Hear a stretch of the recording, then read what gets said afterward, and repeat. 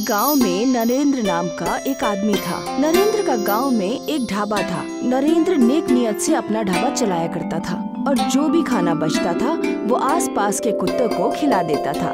एक बार उसके ढाबे के पास एक बंदर आया। वो बंदर नरेंद्र के हाथ की रोटी देख रहा था। अरे तुझे भी खाना खाना है? आजा आजा आजा खा ले। नरेंद्र ने वो रोटी जमीन पर रख दी और बंदर ने वो रोटी उठा ली। अरे वाह!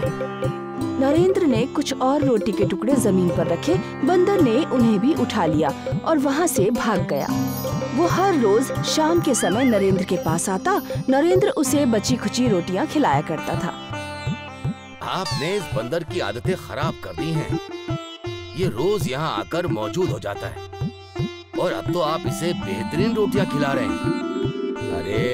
अरे कोई बात नहीं अशोक, तेरे और मेरे परिवार की तरह इस बंदर का भी परिवार है जिसके खातिर ये रोटी लेकर के जाता है, बस। अरे आपको कैसे मालूम मालिक? अगर ये अकेला होता तो वो सारी खा जाता ना, पर ये सयाना है, रोटी ले जाता है। जितनी भी रोटियां दोगे सब की सब ले जाता है वो। तो जरूर ये पहले अपने परिवार को खिलाता है, उसके बाद ये खुद खा जाता है। हाँ यकीनन। अब जा उसे रोटी दे दे। उस बेजुबान जानवर को 2 रोटी खिला देंगे तो हमारा कोई भी नुकसान नहीं होगा। अशोक ने बंदर के सामने 2 रोटियां रखी और वो रोटियां लेकर चला गया। इसी तरह रोज चलता रहा। बंदर अपने बच्चों के साथ रोटियां लेने आया करता था। नरेंद्र अब उसे ज्यादा रोटियां देता। नरेंद्र का ढाबा भी बेहद अच्छा चल रहा था, इसीलिए उसने एक और लड़का नौकरी पे रखा, मानिक। अशोक खाना पकाता था और मानिक खाना ग्राहकों तक पहुंचाता था।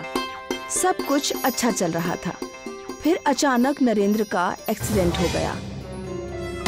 एक टेम्पो ने उसे ठोकर मार दी। नरेंद्र का अस्पताल में इलाज हुआ। उसकी जान तो बच गई, पर उसका पाँव खराब हो गया था। वो अपाहिज हो चुका था। नरेंद्र की बीवी सुधा का रो रो कर बुरा हाल था। न जाने ऊपर वाले को हमसे क्या परेशानी थी जो हमारे साथ ये सब हो गया। अरे सुधा, शुक्र करो ऊपर वाले का कि मैं अभी जिंदा बच गया। पर अब कैसे जिंदगी बिताएंगे? जैसे ऊपर वाला चाहेगा वैसे ही जिएंगे। नरेंद्र हर बात में अच्छाई ढूंढता था। भले ही उसका एक्सीडेंट हो गया हो और वो अपाहिज हो गया हो, लेकिन फिर भी वो जिंदा था। वो इसी बात से खुश था। नरेंद्र ने एक्सीडेंट के बाद कई दिनों तक अपना ढाबा बंद रखा। नरेंद्र अपने घर पर ही रहता था। वैसे अब ये कब तक चलेगा? मुझे वापस ढाबा शुरू करना ही पड़ेगा।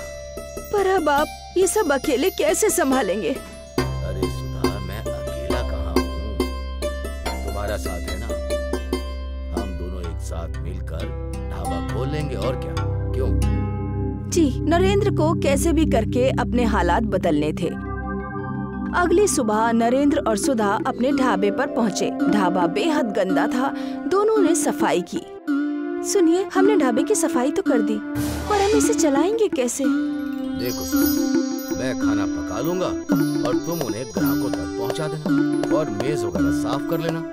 अरे कुछ दिनों के बाद जब पैसे आ जाएंगे तो किसी लड़के को काम पर रख लेंगे, और क्या? ठीक है जी। इसी सोच के साथ नरेंद्र ने वापस ढाबा शुरू कर दिया। उसने ऊपर वाले की इबादत की और फिर चूल्हा जलाया। कुछ ही देर बाद कुछ लोग आए।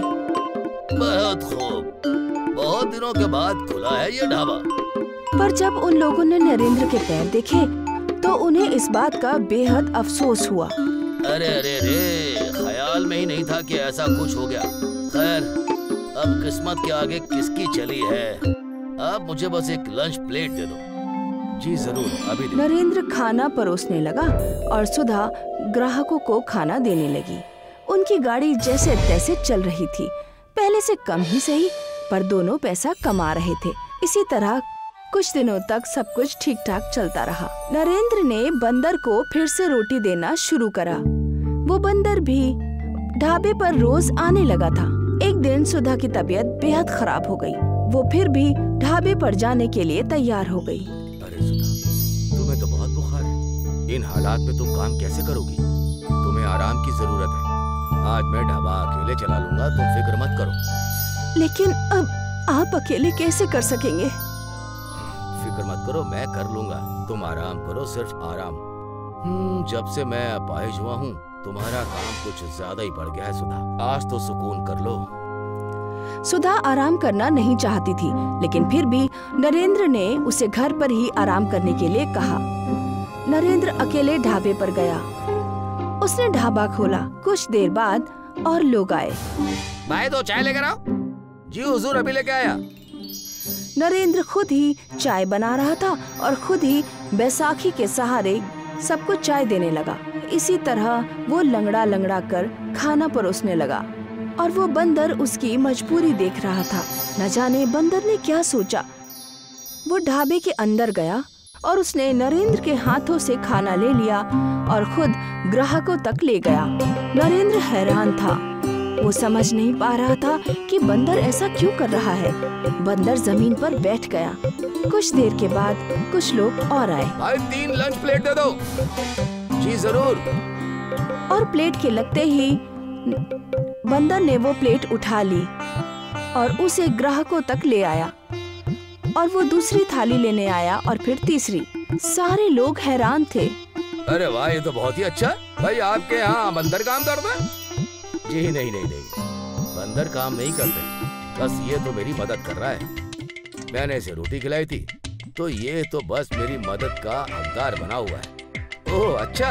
पूरे दिन बंदर नरेंद्र के ढाबे पर काम करता था और दोपहर में बंदर को नरेंद्र ने 3-4 रोटी दी। रोटी लेकर बंदर भागने लगा।